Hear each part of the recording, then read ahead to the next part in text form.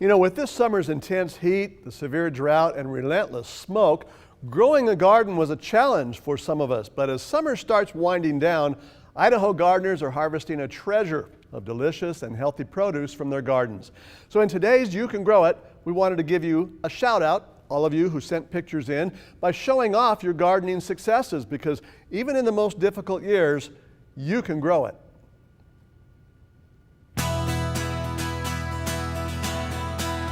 Tomatoes top the list as the most popular plant in the vegetable garden, but a lot of Idaho gardeners have commented about how sparse their tomato crop has been this summer and how slow they've been to ripen. Even so, Jackie McVeigh was able to harvest a bounty of juicy red tomatoes from her garden, and Kristen Fisher had a bumper crop of sweet cherry tomatoes. Mary Jones has been harvesting quite a variety of hybrid and heirloom tomatoes.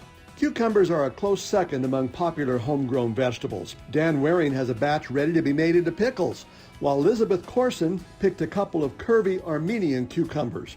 Sherry Koosman had quite a batch of cukes herself. Sherry also picked a peck of peppers. We're not sure if she's going to pickle them. And Mary Jones filled a basket with fresh chilies and peppers from her garden. She also had quite a haul of crookneck squash, another very popular vegetable among Idaho gardeners. Many of our fellow gardeners have been harvesting an assortment of fresh produce, like this bounty covering Leota Hill's kitchen counter. Eve Powers shows us her cornucopia of fresh beans, peas, squash, cucumbers, tomatoes, and even fresh herbs. Leanne Day's kitchen counter looks like a farmer's market with her assortment of freshly picked veggies. And this variety of tomatoes and cucumbers, as well as a watermelon, eggplant, and a bowl of delicious purple string beans, came out of Linda Johnston's garden. And it looks like Gina Stafford is getting ready to make up a batch of pickles and salsa with her harvest. And speaking of salsa, Jackie McVeigh has a batch ready to go for her next fiesta. Idaho gardeners are experts at preserving and canning a variety of their garden bounty, including herbs, like this jar of parsley that Eve Powers dried. Karen Clifford sliced a batch of fresh cherry tomatoes and sun-dried them. And Melanie Lunny sliced up a huge batch of jalapeno peppers for dehydrating. Idaho is also famous for its huge variety of delicious fruit. Zaheen Tariq is close to harvesting some delicious peaches, plums, pears, and grapes. Not everything we grow is for food. Kyle Stoffel grows gourds. There are all kinds of interesting and colorful varieties that are often used in artwork. Sometimes Mother Nature just likes to see how big she can make things grow, like this huge and unusually shaped mushroom basket tomato from Marcella Laird's garden. And take a look at this huge cabbage and cauliflower that Scott and Colleen Frisbee grew at their cabin near Lowman. It looks like the warm summer days were good for mountain gardens.